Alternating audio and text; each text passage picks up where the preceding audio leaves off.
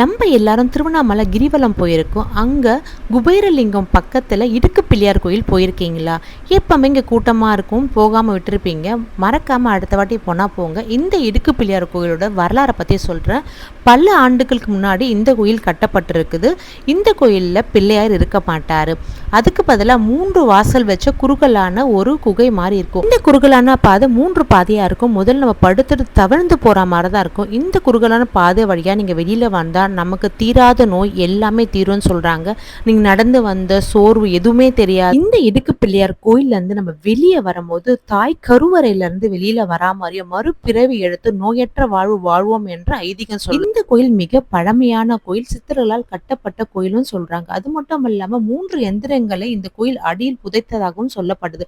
அதனாலதான் இவ்வளவு பவரும் சொல்றாங்க. அடுத்த வாட்டி போகும்போது மறக்காம இடுக்கு பிள்ளையார் கோயில தரிசனம் செஞ்சுட்டு வாங்க. ஓம் நமச்சிவாய.